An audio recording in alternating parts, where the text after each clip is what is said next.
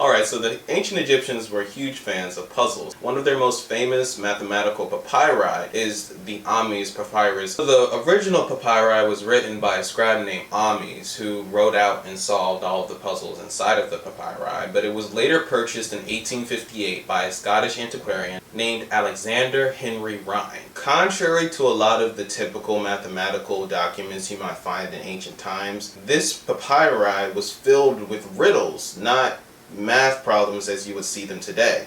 It still included formulas and the processes that the scribe used to solve the formulas, but the questions were presented more as riddles rather than problems, because in ancient Egypt all of the math that they did was applicable to their real world and lived environment and their experiences. So following in that same vein, what I'm going to do today is show you a puzzle that we can use to dissect shapes to make counting quantities and calculating a lot easier, especially for multiplication. Now we're going to go to our play space for a few examples. Make sure that you follow along at home. We have three different pieces that we're going to be using for this game. They're called the bit, the line, and the square. The bit is the smallest unit inside of the puzzle, and it makes up all of the other shapes. As you can see, they're all made up of other smaller bits, and the bits always have a value of 1.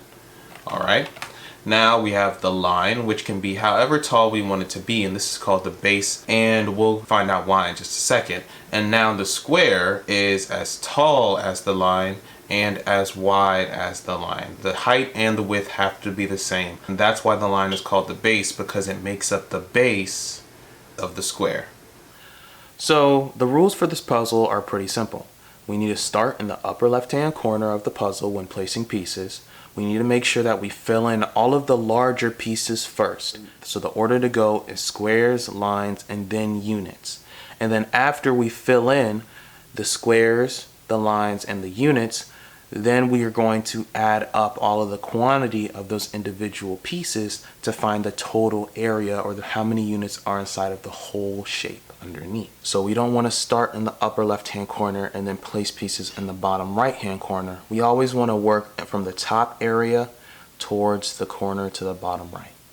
The first puzzle we're going to use is this 3x3 puzzle, and we can tell it's a 3x3 because we see the 3 units tall and it's 3 units wide. Alright, and this is also the foundation of multiplication, because whenever we see an equation that might say 3x3, you see the little x for the multiplication sign, and that x represents the area of the shape.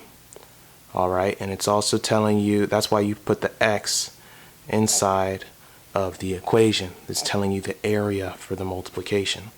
Alright, so we're going to dissect this puzzle and break down this puzzle using pieces that are base 2. So now we need to make those base 2 pieces. Whenever we're making any base, we want to start with our unit. We're always going to start with a single place unit, represented by this yellow snap block piece. Alright, since the base where we're working in is base 2, we're going to then make a line of 2. Alright, and the line of 2 means that the base of our square is also going to be 2 units wide, along with 2 units tall.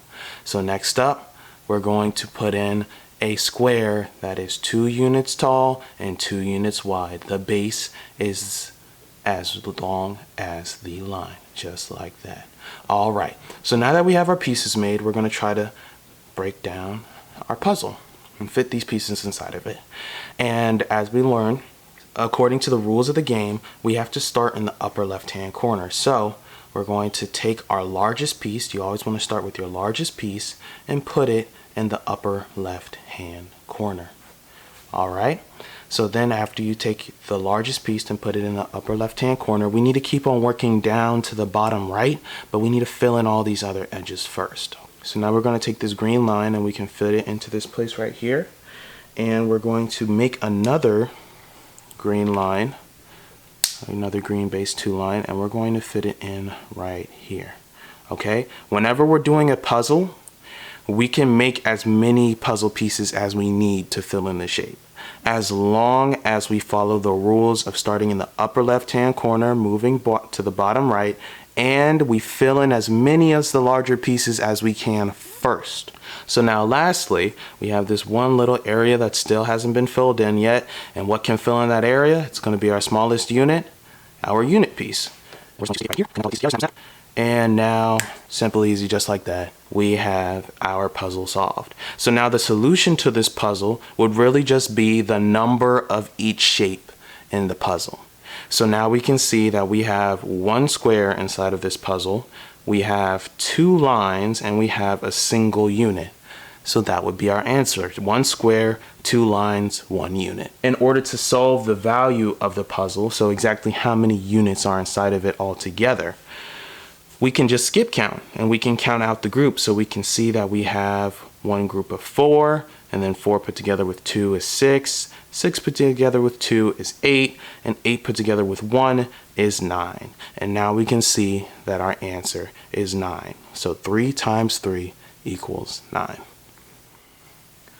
Alright, now we're going to move on to our next puzzle. And our next puzzle is going to be this 5 by 5 shape. It's 5 units tall, 5 units wide, and we need to find out how many bits, lines, and squares can fit inside of this shape if they're all in base 3. So now, same as the last example, we're going to start out by making our pieces. Now we're always going to start with the single unit, and then we're going to make our line. Our line is base 3, so we're going to go ahead and make a base of 3 to match the system. And our square is going to have a base of 3 because that's how tall the line is. Alright, so now that we have our pieces made, we can start to make the puzzle.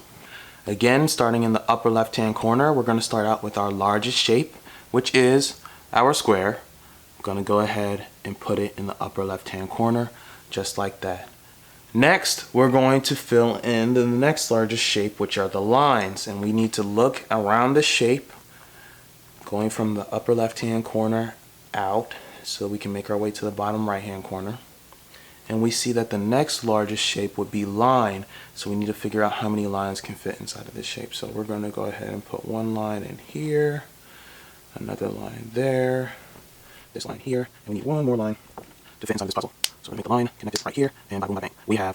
We have our lines in the puzzle now. Alright, so now moving on, our next largest shape is actually our smallest shape. It's going to be the bit, and now we need to fill in the rest of the puzzle in this area right here with 4 bits. So now that the entire area has been covered, we're going to count out how many points, lines, and squares we have to find our solution. So we have one square, we can count out 1, 2, 3, 4 lines, and we can count out 1, 2, 3, 4 units. And if we were to add up all those units together, we would come to an answer of 25. Alright, well I hope you have fun playing this game with me today. I know for sure I did. If you'd like to continue to support, please visit our website, africanmath.com, for more information on our programs and to get access to some of our courses and classes. And please make sure to follow all of our social media. Links are down in the description below.